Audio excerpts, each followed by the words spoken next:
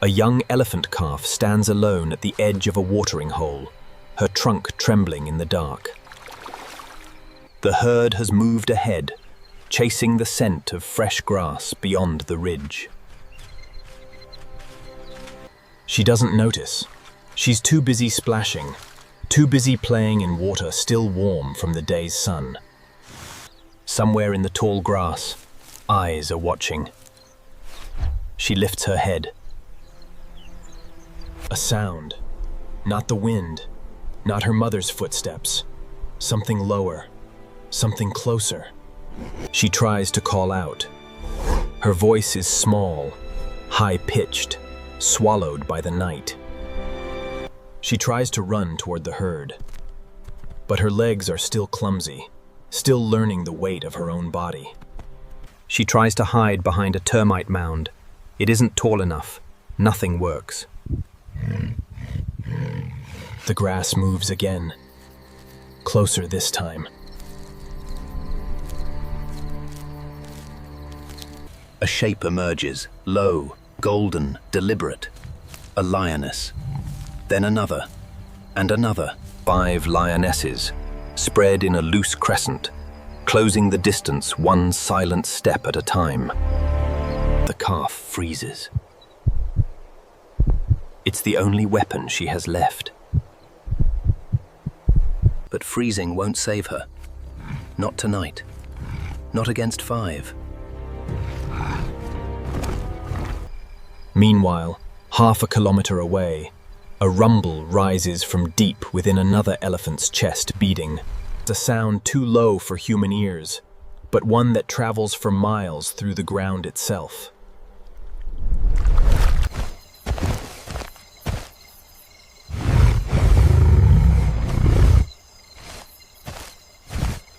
Her ears flare outward, catching vibrations the way a satellite dish catches signals from space.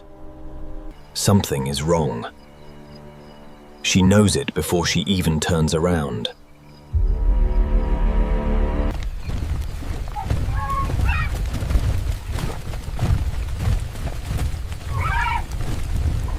"12 elephants pivoting as one, drawn by decades of instinct and a bond stronger than fear."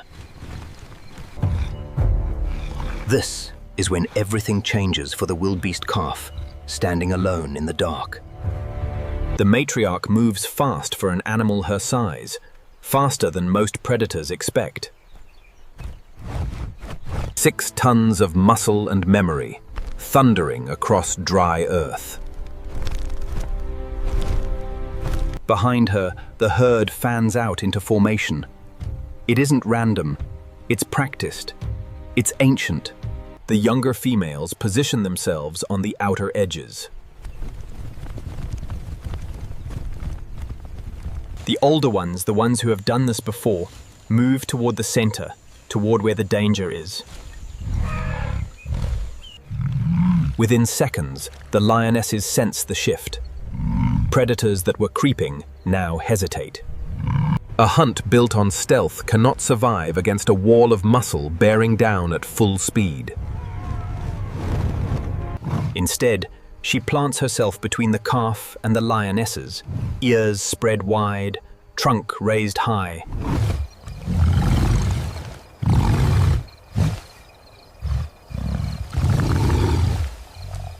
Come closer, and you will regret it.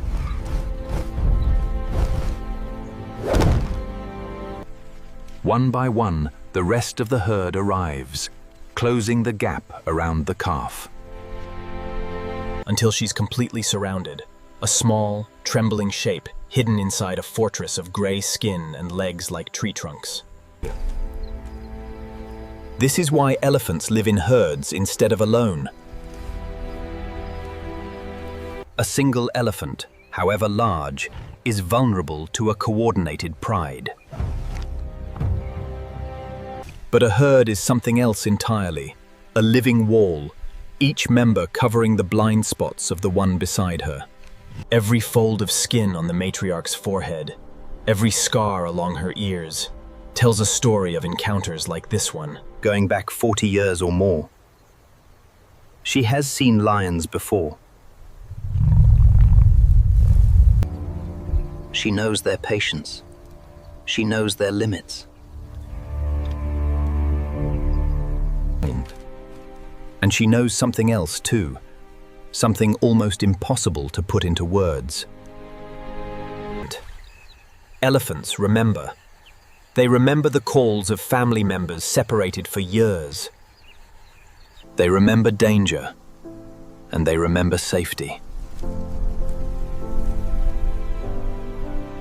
That memory is passed down, matriarch to matriarch, an unbroken chain of survival knowledge stretching back generations.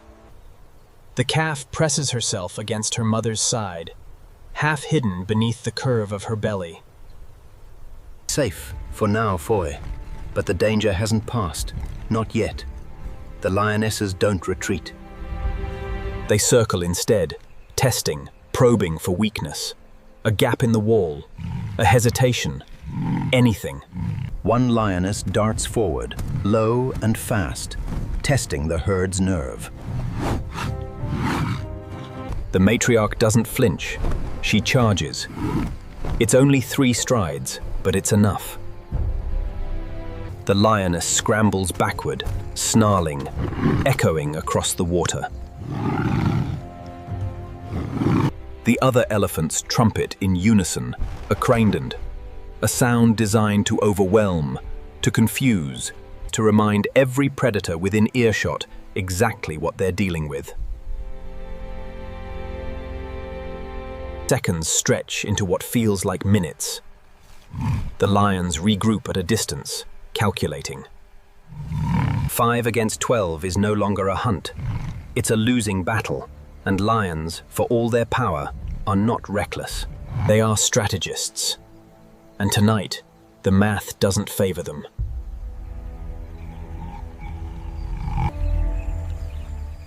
One lioness sits back on her haunches.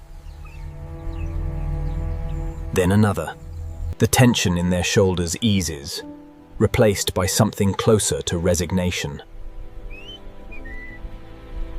Slowly, reluctantly, the pride melts back into the grass, swallowed by darkness as quickly as they appeared. The threat is gone, but the herd doesn't relax immediately. They wait. They listen, ears up, trunks raised, testing the air for any trace of danger returning. Only after several long minutes does the matriarch finally lower her head. Only then does the herd begin to soften.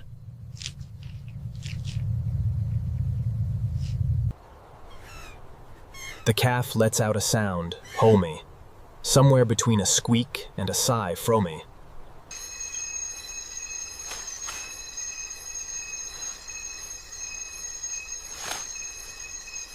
Checking every inch of her for injury. There is no urgency now, only relief. The herd settles by the water's edge, bodies angled inward, forming a loose, breathing circle around the calf. Somewhere nearby, an owl calls. The wind moves through dry grass. The world, for a moment, feels impossibly still. The calf drinks from the watering hole again, this time never more than a trunk's length from her mother. Older elephants sway gently side to side, a slow rhythmic motion.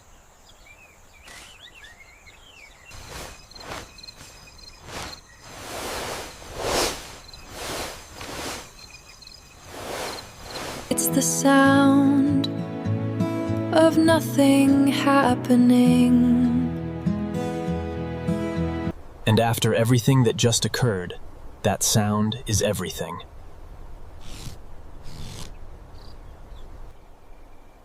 For the calf, this night is the beginning of understanding what family truly means, Borif.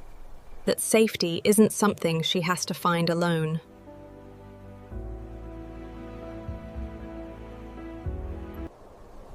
For the matriarch, It's another quiet confirmation of the role she has carried for decades.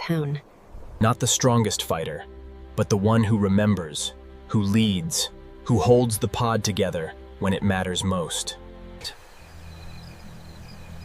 And for the lionesses, though the hunt failed tonight, it's a lesson to her, one written in instinct rather than memory singreed, that some prey is never truly alone, patient, and some walls cannot be broken by teeth alone.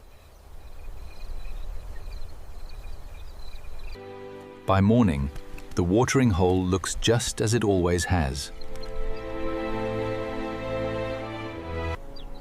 Dust rises where the herd walked. The grass remembers nothing. But somewhere in that landscape, a bond just grew a little stronger. One built not in comfort, but in crisis. Perhaps that is the quiet truth at the heart of every herd, every family, every fragile alliance in the wild.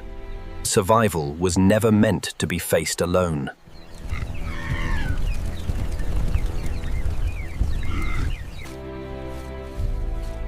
It is not the tusks or the size that keeps a calf alive through the night faint. It is the willingness of others to stand beside her in the dark.